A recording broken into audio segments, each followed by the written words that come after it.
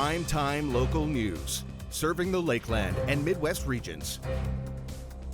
Good evening and welcome to Primetime Local News. One more person who tested positive for COVID-19 in Saskatchewan has died.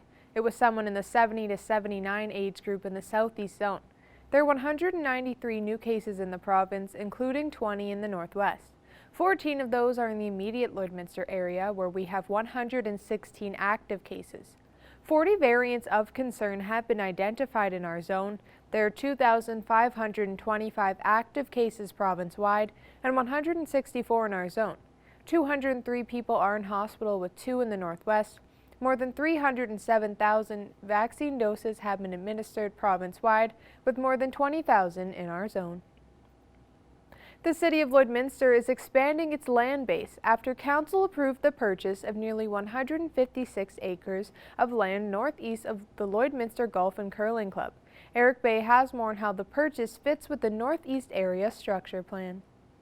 With its acquisition of the land, the city now owns 95% of the land within the Northeast Area Structure Plan. Early stages of the plan include a mix of residential and retail buildings in the area. It will add to the city's land base, but it also allows for that continued growth in the city should and when opportunity arises, be it whatever economic development opportunity comes forward. The city entered into an agreement with the landowner back in 2011, giving the city the first opportunity to put an offer on the land. The city will pay $1.36 million, just under the land's appraised value. It's always great to have as much pieces in your toolbox, I guess, and as the land owner in this case, allows the city to control development to as we see fit and work with the potential businesses and other developers. So certainly it's an opportunity to move the city forward. While final plans for building in the Northeast Zone have yet to be determined, the mayor says the city's economic development team has been reaching out to potential businesses. We're surrounded by agriculture and oil and gas. So certainly those are two significant areas the city continues to work with investors and people that are interested in looking at making an investment in and around the city of Lloydminster. And we'll continue to do that, working with our rural partners, trying to attract investment, jobs. Eric Bay, Primetime Local News. In this week's Beyond the Classroom, we take a look at a new program being offered in the Lloydminster Catholic School Division and other schools around the border city to help new, diverse families into the community. The Settlement Workers in Schools, also known as SWIS, is a program of the Catholic Social Services. The program is new to Lloydminster, as this is the first year it's being offered to families. There are lots of parts to a community that make it feel like home, and it can be hard for newcomer families to really achieve that home feeling. So that's kind of when I get to step in and I have the opportunity to guide them to that feeling. The program receives funding from Immigration, Refugees and Citizenship Canada, and in order to help families integrate into the community, they specialize to what each family needs. We have lots of great supports here in Lloydminster, so I think it's important for them to connect with them, but it can be hard because you might not know what Lloyd has to offer. So I can connect them to those community resources. I can orientate them on Canadian culture. So Canadian living, our extreme winters, it might be crazy for them to plug in their car, but it's information they need to know. The SWIS program is available to students and families of all ages through schools, and community members can reach out and refer families to the program. They can reach out to myself. So I work in Catholic Social Services, so they can reach out to me personally, or they can reach out to any of the staff at the school. So all the staff in the school are familiar with my services, so they have that ability to connect with the family and then connect with me. And that's it for this week's Beyond the Classroom. Beyond the Classroom is brought to you by Lakeland College, home to the most hands-on education in Canada. Apply today and graduate job ready. As warm weather is enabling more residents to get outside, the city is prepping to launch a variety of kids camps through the Service Sports Center. Our Tate Lakecraft has the details. Joining me today from the city of Lloydminster is one of their recreation programmers, and she's here to talk about some upcoming kids camps that are being offered through the Service Sports Center. Welcome to the program, Sandra Brown. Okay, well, thank you for having me, Tate. So you guys have a variety of camps that are going to be operating over the next few months here. Would you mind just giving me a little bit of a rundown and touching base on a few of them?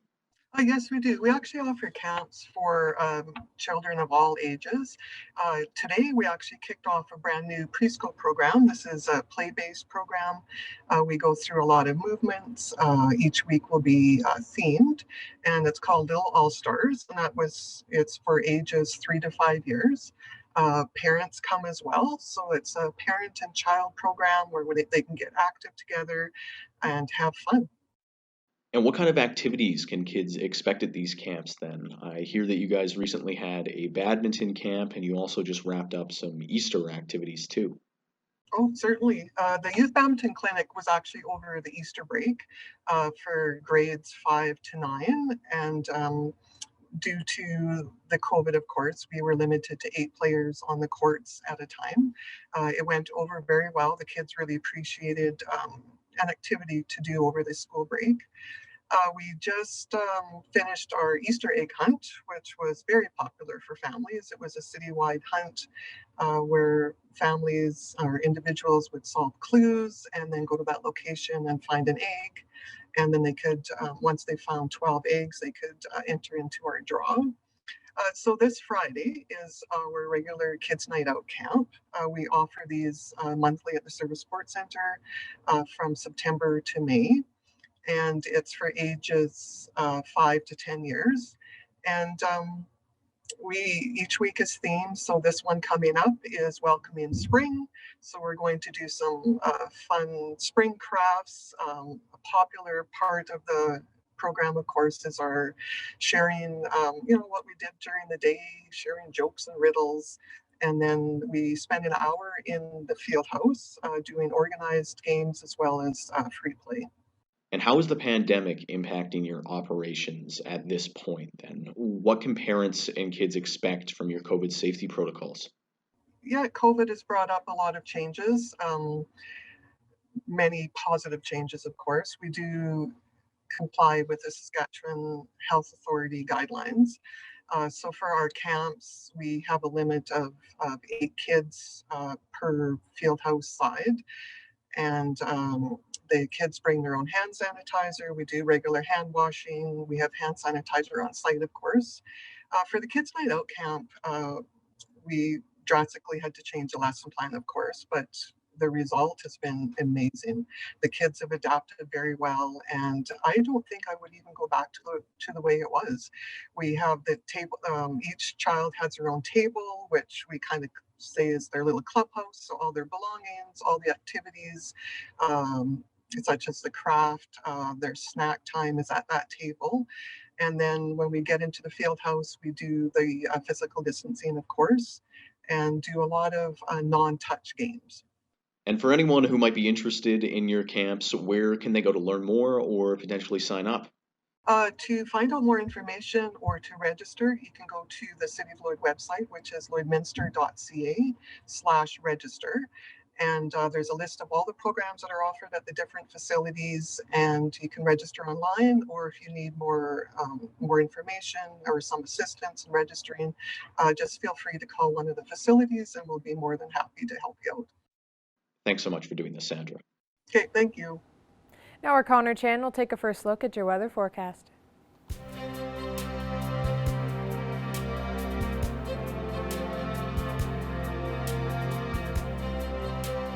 All right, thanks very much, Jasmine. Looking outside, a little bit warmer today. Of course, we are in that 10-degree range. I know I said yesterday we would be around 12, but 10's not bad either. A little bit of sun and cloud mixes as expected throughout the day today, with winds coming from the south and the southwest at 15 kilometers per hour. Now, as we look ahead to other temperatures in our region, 11 degrees we see in Vermilion, St. Paul, with 12 up in Cold Lake, 10 degrees for Bonnyville and Marwayne, 14 all the way out in Edmonton right now. Looking over to some temperatures in Saskatchewan, we see 10 degrees also in Maidstone and Green Lake, 9 degrees in North Battleford, 11 degrees for Macklin and Meadow Lake, and then we see 8 up in Isle La Crosse. Taking a look at the satellite radar map for today, not a whole lot, just still that cloud coverage coming in. There is a little bit of a snow system down in the States, kind of in the southern parts of where Calgary is, so in that Wyoming and area as well. That could make its way up to us for the weekend, as we are expecting some parts of Alberta like Edmonton, Calgary, and then even us here at Lloydminster with a chance of getting some rain snow mix over that weekend. So we could see that coming back for at least one more time potentially, and then that could be the end of it for the remainder of the season here. Now as we look to temperatures overnight, North Battleford -4 expected as it drops to that temperature with some cloud coverage throughout the evening. 14 degrees is the expected daytime high tomorrow with clear skies in the forecast. -3 overnight in Cold Lake with clear skies, and that translates into tomorrow as well, with 13 degrees being the high with clear skies for Cold Lake tomorrow. And then for us here in Lloydminster, we will see some clear skies for us as well on a Thursday here, with 15 degrees being our daytime high for tomorrow. Now as we look here to the next couple of days here, 14 to 15 degrees, that still stays the same. That didn't change much from yesterday. As I did mention, we will see pretty consistent temperatures on Thursday, Friday. 17 degrees on Saturday though, as we are going to get a little bit more cloud coverage coming in, a low there of 0 degrees in the morning there and overnight. And then we will see the rain snow mix potentially, was we're sitting around a 40 to 50% chance now. We could see that starting into Sunday as well. That is a first look at your weather forecast. We'll have more primetime local news coming up after the break.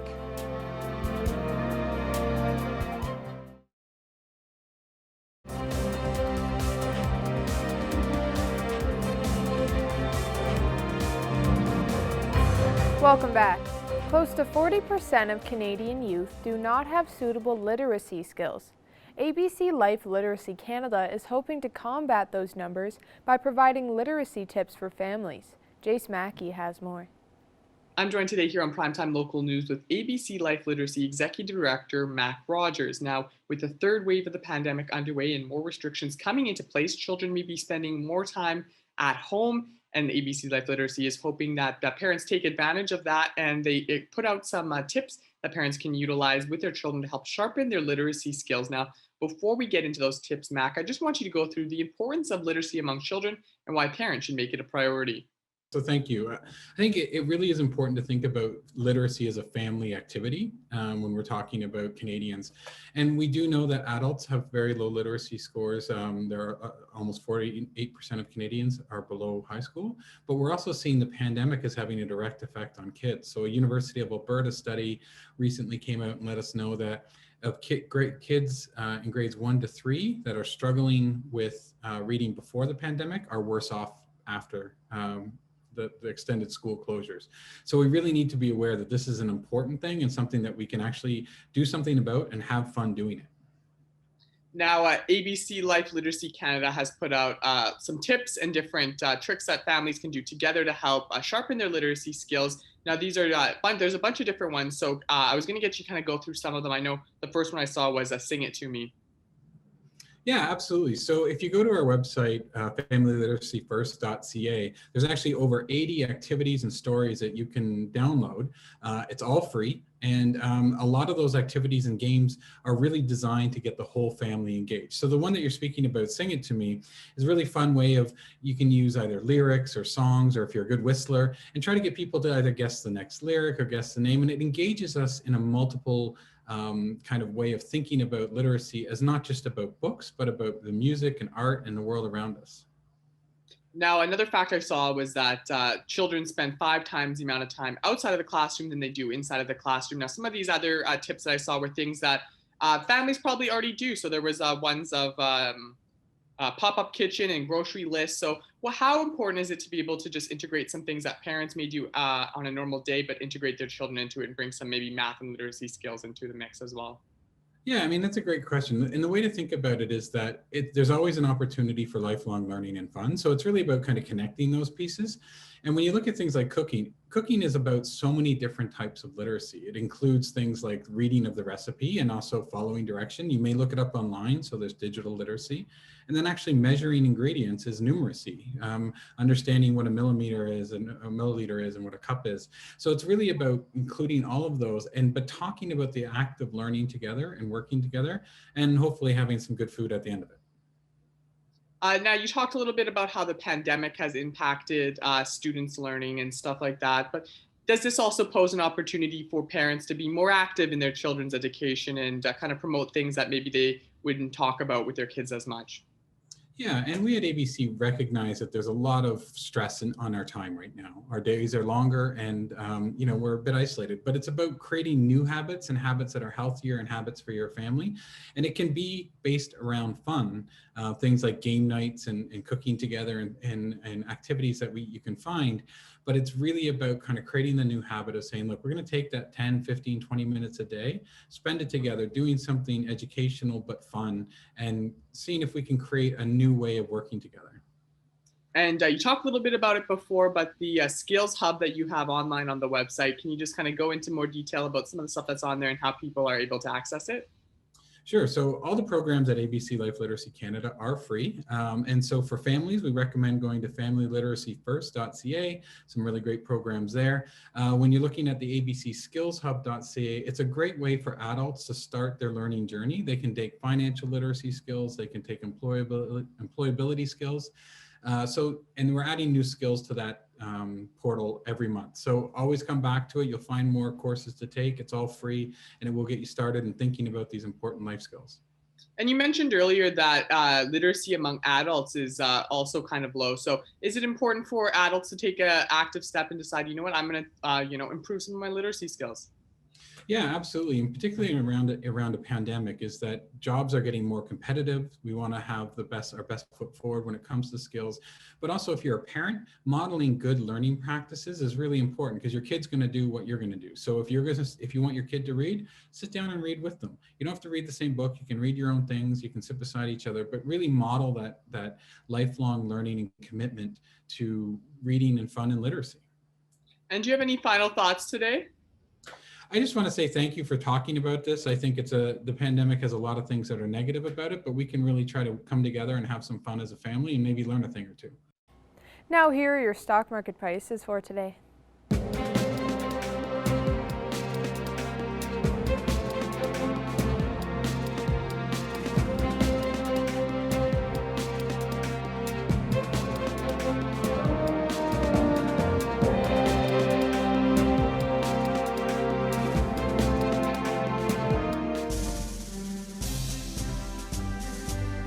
Today's oil prices are brought to you by First General Services.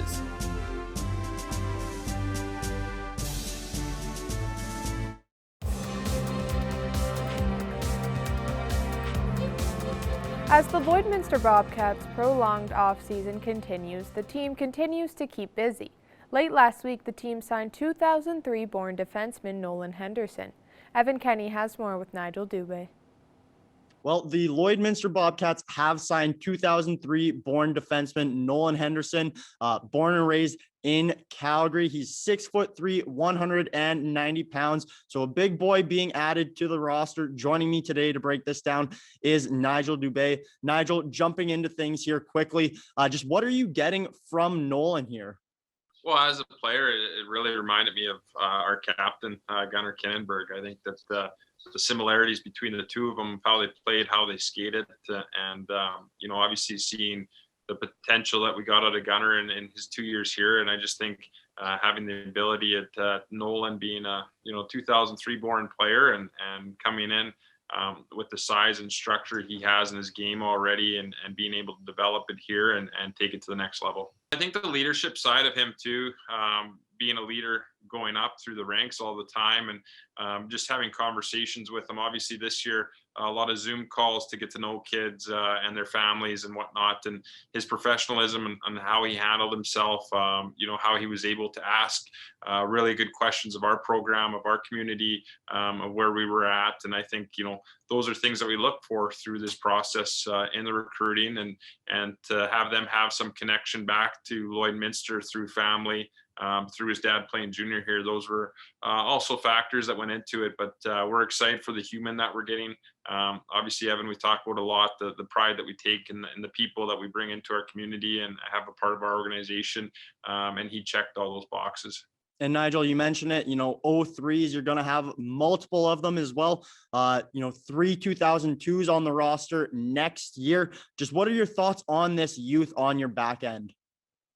Well, it was one of those for us this year. We were going to be a little bit older with two 20-year-olds back there in Gunner and Cole, and then a little bit of a spread in between that. But have experience with younger numbers back there, and I think that's the big thing. So, you look at a player like Tegan Skihar, who's an 03 already with 2 years underneath of his belt, and Tyson Kwolek in 02. So we're going to rely on those guys to be the 20-year-olds as 19 and 18-year-olds on the back end, and then we bring in some well-rounded players like Nolan on the back end, who's an 03, but mature. And I think that's the big part of it with his game, is he'll jump right into a role for us, and we look forward to that. Now, Nigel, about a year and a half, 2 years ago, you had 0 returning defensemen. Now, looking ahead to next season or even the season after, you could be returning all 6 of your defensemen. How nice of a change will that be? Well, and I think at times we forget, because the way that the calendar's been and the roller coaster of the year it's been, this would have been our second year of that complete rebuild. And we talked about, zero D-men back there. Well, 2 years ago, we had 1 returning player on the whole roster. And now we have that core group, whether it be forwards, defensemen, goaltending. We have that core leadership, and to be able to, bring in players around that core and continue to, and we have players that are going to come back for what will be their 3rd year in a Bobcats jersey and 3rd year in the city. And I think those are big parts of it. And that's what we pride ourselves on, was building around that core, that, we didn't have to change out the name bars every year, and we could keep those same name bars on the back of it. And we're seeing that now. Obviously there's some hurdles here, and the year it's been for everybody, whether it's hockey or business. But we're going to continue to build on what we said we were going to do, and continue to build on that foundation of success. Now, Nigel, last season, there was no summer development camp or spring camp there to look at prospects. This year, you guys are planning on having one, but who knows how things will go as we get up to that point there. Heading into that point, just how important is it to have quality players signed before those camps arrive? Yeah, well, it's big. I think it's big to have these guys signed. Obviously, we're continuing, and we're hopeful that we can have that camp, because we've signed players out of camp, and our plan is to sign players out of camp. So those are timelines that you'll continue to look at as a GM. The other part of it, it's going to be a very unique off season as far as trades goes.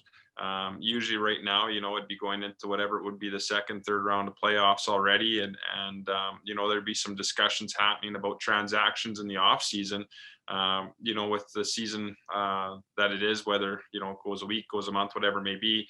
Those things are going to happen in June and July, and the likelihood a lot of guys are going to hold cards pretty close to them just to see what happens through the June and July and, August of that. So it changes the dynamic quite a bit of how, a typical off season would look. But I think it's really key in some of these signings that we have done already, and the players that we, intend on having at camp with potential to sign is exciting too as well. Well, Nigel, thank you very much for taking this time and joining me. This was Nigel Dubé from the Lloydminster Bobcats.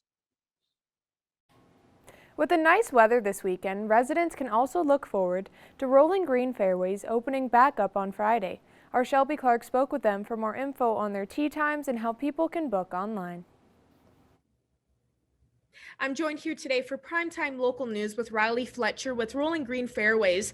Now, through COVID-19, the course has been closed for a while now. When will you be opening back up? Friday at 10:30 a.m. is our first available tee time. We're booking up pretty quick, but that is our first opening time. And will the restaurant also be open for residents? The restaurant dine-in will not be open. We're still going to have curbside pickup, our patio, and on-course delivery available for everyone that's out here golfing. But yeah, curbside and patio for the restaurant is what we'll be going with.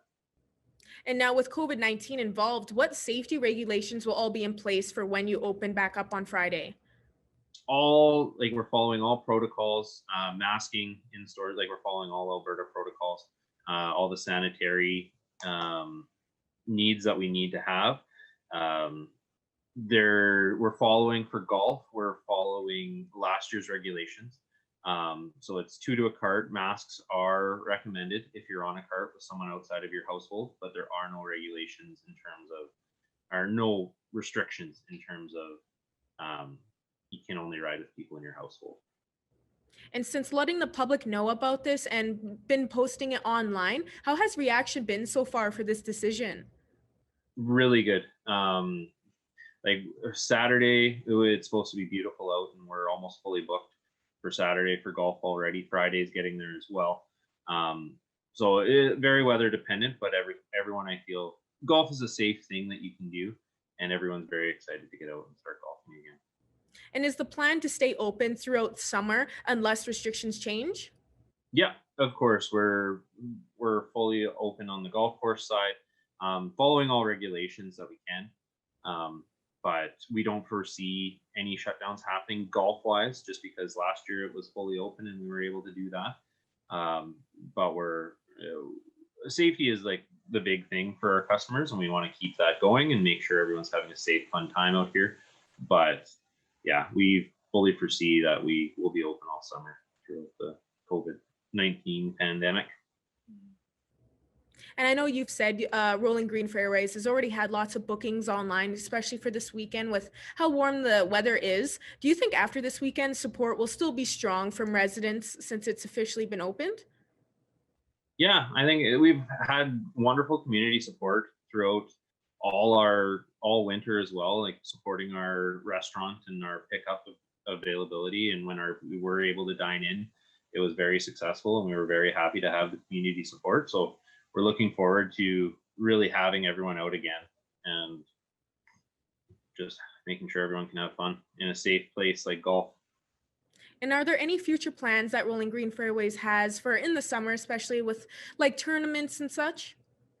So we are planning on doing our farm and ranch tournament again, which is something we've done in the years past, except for last year where we donate back to the local charities.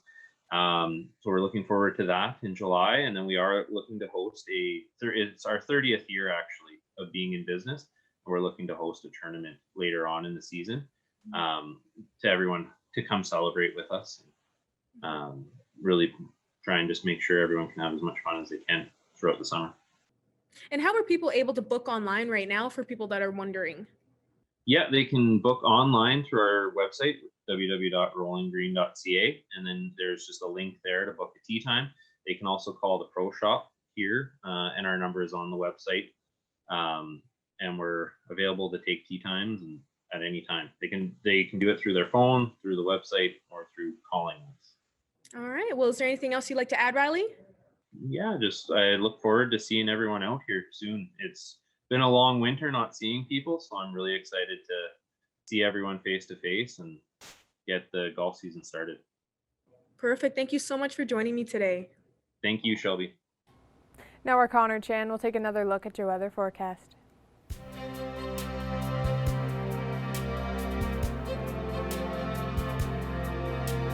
All right, thanks very much, Jasmine. Looking at temperatures, we're still sitting around the 10-degree mark. It's a little bit warmer as we make our way out west right now. For this weekend, we are going to see nice temperatures, more in the 20s on the Saturday. So for those that are going to go out and enjoy rolling greens on opening day there, you will have some nice weather on the Friday as well as on the Saturday. Sunday, maybe not so much, but we'll talk about that in just a little bit here. But 14 degrees in Athabasca and Edmonton right now, with 15 in Edson and Jasper, 16 degrees in Whitecourt. So fairly warmer than us here in Lloydminster, but not as cooler as we see in Saskatchewan. 9 for North Battleford and Prince Albert, 8 degrees in Saskatoon, and then 2 degrees right now in Melfort. Looking up north, still also fairly warmer today as we see temperatures not in the negatives in the far north areas like Uranium City and Stony Rapids at 5 degrees and 4. 11 degrees we see in La Loche and Buffalo Narrows, 4 also in Walston Lake, and 6 degrees in South End and 5 for Flin Flon as well there. Now looking ahead to Fort McMurray in the northern Alberta areas, 14 degrees along with Peace River, 15 in Grand Prairie, 10 degrees for Fort Chipewyan, 12 in High Level, and then we see 9 degrees in Slave Lake. Now as we look to southern Alberta, some single-digit temperatures in areas like Lethbridge and Medicine Hat sitting at 9 and 8 degrees. 11 in Calgary, 10 in Coronation, and then we see 12 degrees there in Banff currently right now as we move over to southern Saskatchewan. A little bit cooler in some parts today, like in Moose Jaw and Regina sitting at -1, as well as Estevan sitting at -2. 0 degrees in Yorkton and 8 degrees in Kindersley. We did see a little bit of snow come through that southern southern parts of Saskatchewan yesterday, so that's why they are still a little bit cooler. And same with Winnipeg, sitting at -1 today with some cloud coverage, going into 15 in Quebec City with right now 14 in Toronto, 0 in St. John's with some fog rolling in there, and 8 degrees in Halifax. Looking at Vancouver, sitting at 13 with mostly sun, a bit of cloud coverage there. Clear skies up in Yellowknife at 5 degrees and 7 degrees in Whitehorse with mostly cloud coverage there. Now looking ahead to tomorrow, we are going to see a nice 15-degree day tomorrow with clear skies expected throughout the rest of the day. Going to 15, we'll see that also in Vermilion, Wainwright, Provost, and Vegreville as well. 14 for St. Paul and Bonnyville tomorrow, 13 in Pierceland and Cold Lake tomorrow. Going over to look at Saskatchewan, Macleod sitting at 16, 14 for North Battleford, and 14 we'll see in St. Walburg, and 10 degrees in Isle La Crosse. Now for those that are going, as I said, are going out to maybe enjoy Rolling Green's opening day, 15 degrees is expected there for the high with a little bit of cloud coverage. 17 on Saturday there, 6 degrees on Sunday, so it's a little bit cooler. There is a chance though, even though it does say 5%, we could see a chance of a rain-snow mix potentially as Calgary could get that as well and make its way up into the Lloydminster area, into the central parts of Alberta there. So 7 degrees on Monday, 10 degrees on Tuesday, and then 12 degrees on Wednesday with clear skies and a low there of -2. That is a look at your 7-day forecast. We'll have more primetime local news coming up after the break.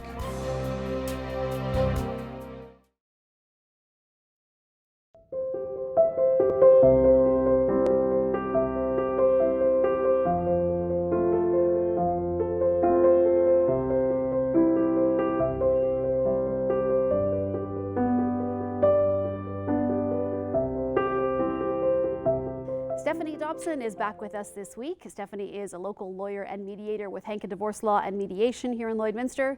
We've been spending quite some time now talking about all the different aspects of divorce, and today, Stephanie, we're going to be talking about the cost of divorce. So thank you once again for joining us, and I will ask you to start out by basically explaining if you can kind of break down what costs would be involved with people going through separation and divorce. Sure. And, you know, I'm going to start out by just making a general comment that today we're talking about the financial costs.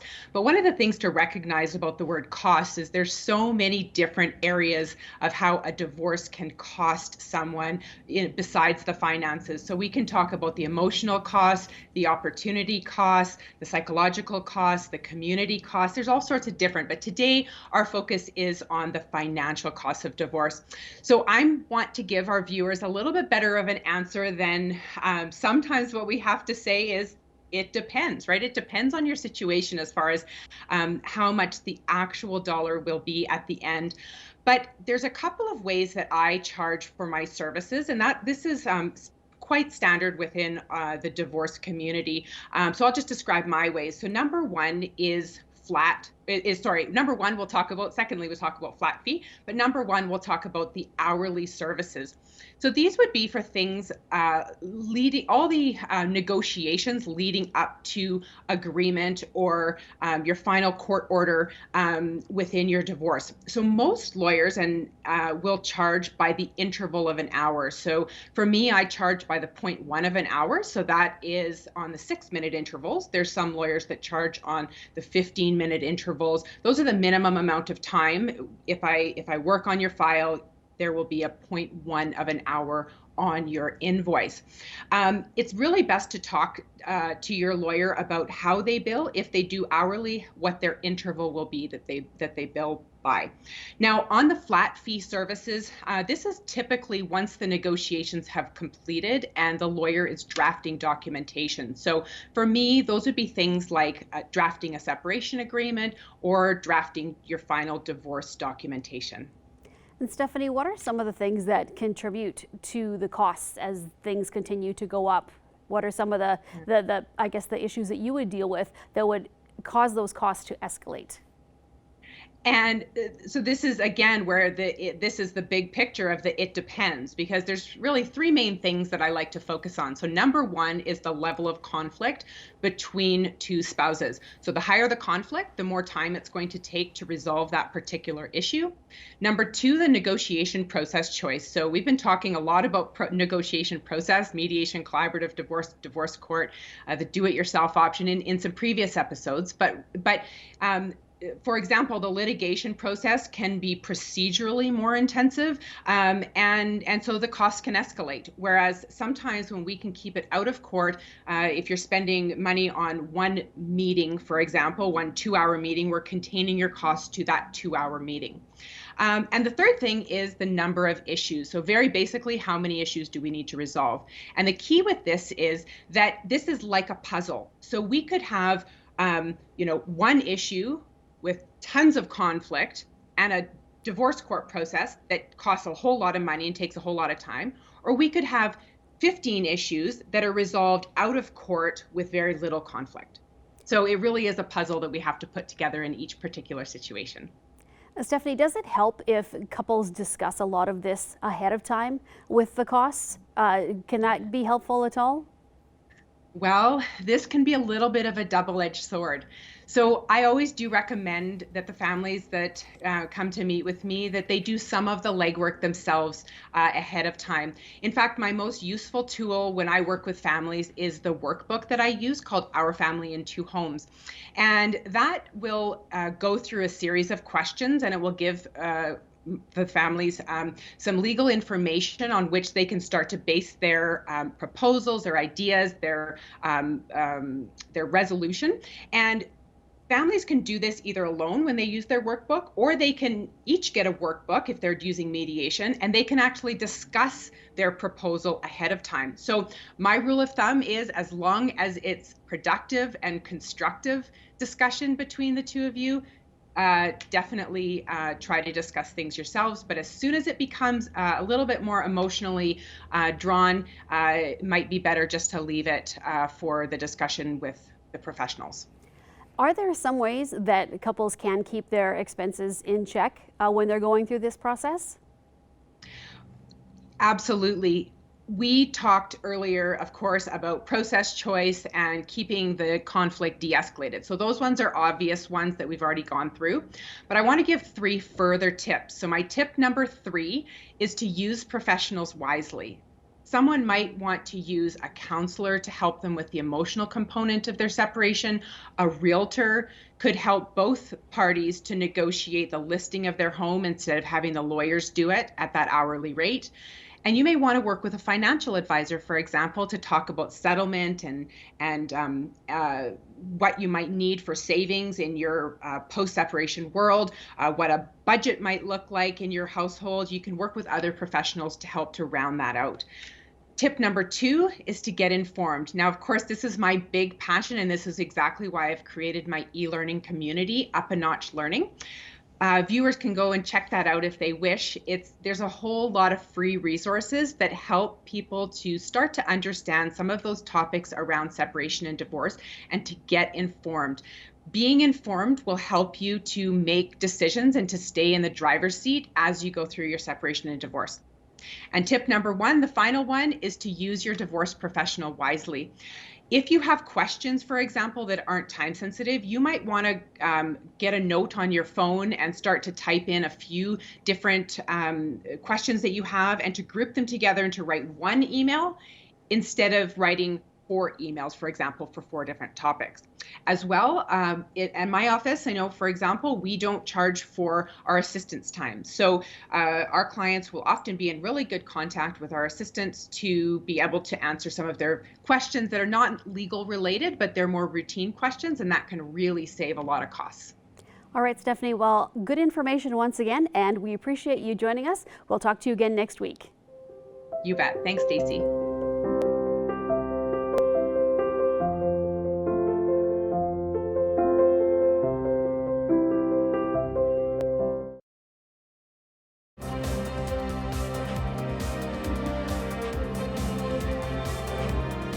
I'm joined with here today on Primetime Local News with 3-time Grammy Award winner Gramps Morgan. We're talking about your new song today that came out last week called A Woman Like You. Now, talk about the song itself as well as the music video that went along with it. Well, first of all, the song, my newest single is called A Woman Like You. It's a song of appreciation and dedication to all of the women. You know, a song where, you know, you can play for your grandma. A lot of kids, our grandmas are popular nowadays, you know. Where kids now could say, "Grandma, I miss you," and go and give grandma a kiss on the cheek. And it's also a song that you can play for your auntie, your mother, your wife, your daughter. And I think it's a beautiful song where people are in a place where they just want to show appreciation now, especially at this point of life where we have a bigger value of family and friends and a value of time and the existence of each other, because it's at a point now where we're living in a time that we never have before. And you can see the energy and the vibe in the video that we wanted people to pay attention closely to the words, that they can even use a song as a love letter to their favorite person. Like I just said, it should be a woman, of course. And it's evident in the music video when you see there's no women there, you know, and really the curtain is really the love interest, you know, and that people really is going to focus on really look what I'm saying and the words. And it was just a great time shooting the video and kind of getting a chance to reflect on the woman in my life. I miss my mother and miss my grandmother dearly. That's really beautiful the way that you put it there. I mean, I definitely appreciate my mom and my sister and all the women in my life that played a big role. And I hope everyone else feels the same way too when they listen to this song in particular.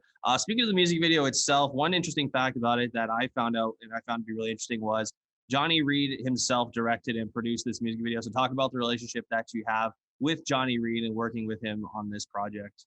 Oh my God, you talk about Johnny Reed. Johnny Reed is my brother, you know, a brother from another mother. I know it's a cliche saying that we hear many times, but I met Johnny Reed at a hockey game, man, of all places, you know, and here's a guy from the islands. And one of the things I noticed, we noticed is that the similarities of, you know, we both have beards, our love for people, you know, just good people. And I think we're at a time in the universe when the good people are finding each other, you know, whether you're from Japan, whether you're from China, whether you're from the UK, whether you're from the islands, we're finding each other because the earth is just vibrating at a pace now where it's special. And me finding Johnny Reed at this time in my life and just getting on this mission to just bring sunshine into people's life and some good energy. And meeting Johnny Reed, man, it was just, I can't explain it. It's a monumental point in my life. And I believe his, coming from two different worlds, and his love for island music and my love for country music, and a Johnny Reed fan. And we just kicked it off, man. And the following day after we met at the hockey game here in Nashville, Tennessee, I went to his studio at Soul Train here in Nashville, and he just started playing me some songs, and I just started playing him some of my songs, and he was like, man, we got to do something together. The rest is history. Now we have a full album, complete. I can't wait till the world here's what we have come up with. And by the way, if you didn't know, if you looked at the Johnny Reed's from Scotland originally and spent a lot of time in Canada, of course. But if you look at our flags, it's very similar. The flag of Jamaica and the flag of Scotland are both with the X's, but different colors. So what are some future projects that you can share with us right now that you're currently working on, and what could we look forward to next with you? The album's going to be out this summer, so get ready for it. And for all things on Gramps, just go to grampsmorgan.com. And it's Gramps like the old man, yes. And follow me on all social media. You can find it wherever you want to find him. Just go to grampsmorgan.com and check out this new single, A Woman Like You, for all the beautiful ladies. Gramps, I really appreciate your time. Thank you very much for joining us today. The new song, A Woman Like You, is out available now to go have a listen on all major music platforms. Gramps, thank you so much. Really appreciate your time. Thank you so much, man. Thank you for having me, Connor. All right, taking one last look here at your weather forecast. 15 degrees for both Thursday and on Friday, as we are going to see clear skies tomorrow, but a little bit of cloud coverage on Friday. 17 degrees on Saturday. Going into Sunday, we could see some snow starting in the morning and then kind of tailing off into the afternoon there. Going into Monday, 7 degrees. That cloud coverage will continue on going into Tuesday, where we will get back to warmer temperatures with a little bit more sun coming up at that high of 10 degrees. And then Wednesday, we'll have clear skies once again with that high of 12 degrees and a low there of -2. Thanks for joining us on Primetime Local News. Have a great night.